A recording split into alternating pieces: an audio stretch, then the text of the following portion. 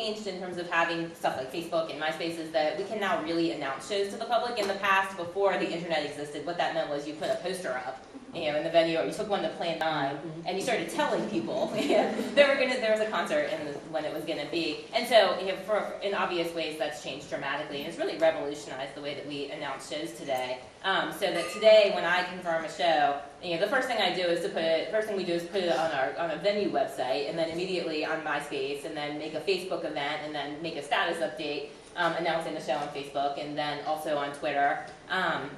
And just try to get the word out there a lot more, and it's much faster. And an interesting component of that isn't that we're just conveying information, but also the way that people, since most events are spread by word of mouth, what's interesting is the way that people immediately comment on the events, sometimes in negative ways, but usually in positive ways. And you know that person is then telling somebody else, who's then telling somebody else, and sometimes you see a mini conversation even begin right there where I've just announced a particular event. So that's primarily how I use them. I guess I'd say also, I don't know if I'll talk more about it later, but I'd say also as reminders as the events approach, and then in terms, we do a lot of contests too, where we'll give away tickets on Facebook if we may ask some sort of trivia question about a band that's getting ready to play, and whoever responds first would win tickets to the event. Well, we changed the tools with the job depending on, after we carefully research the audience and where the audience is.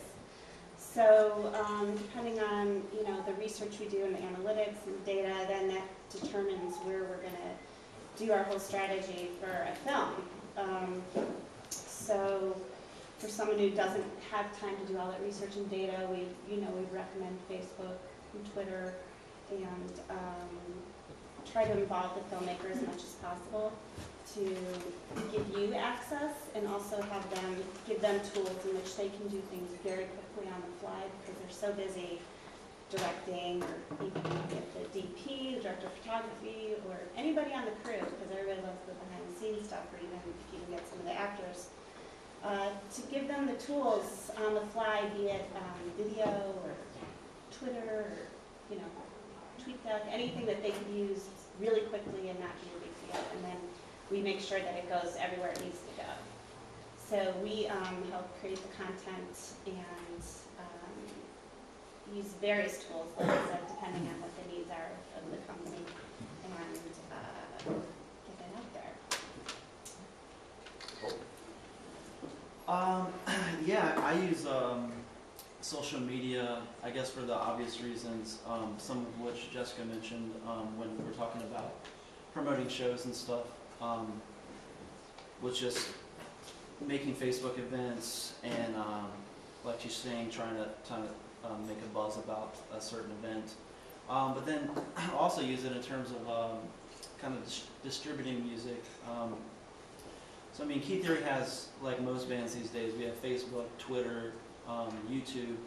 YouTube, I feel like, is kind of a site that is sometimes overlooked in terms of distribution, I guess, in terms of streaming, just because YouTube is such a popular website in general.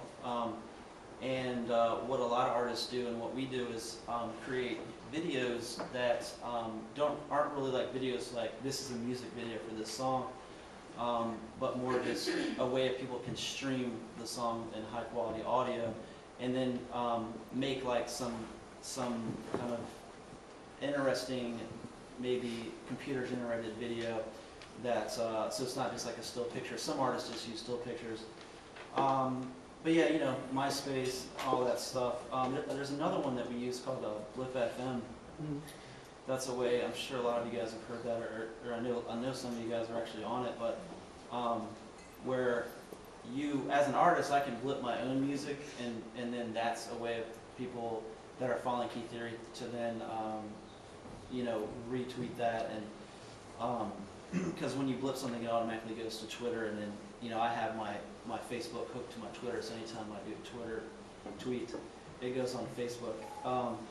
But yeah, so that's pretty valuable. Then also, people can use it even if you're not an artist. Just you can basically any freaking song that you can think of is on Blip FM, and it's called like a DJ, so like people can dig like what you're listening to and stuff.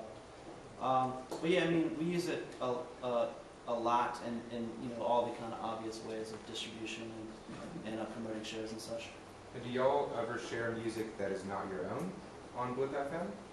Yeah, I do that too, just as a way to kind of connect with fans, where because I'm a big consumer of music in general, so I'm always downloading music, and I actually send out like links for people to download music through like MobileMe and stuff if I get a cool record that I like. But it's kind of the same type of thing where, oh, I just heard about this band, like check it out, just to kind of connect with fans on a personal level, not like I'm an artist and you're a fan, but just we're all music lovers. Absolutely.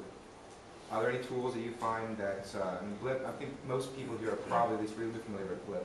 Are there any tools that any of you find that you use that wouldn't be that people in the general social media crowd wouldn't be very familiar with, that are more specific to what you guys do individually? Start over here. Well, yeah, actually, we just are actually getting ready to kind of, I guess, release a new website, and we've gotten into this new company that's called Topspin. I don't know if you guys have heard of that. Some bigger artists are starting to use that now, like 9 Inch Nails uses it, Beastie Boys, Metric.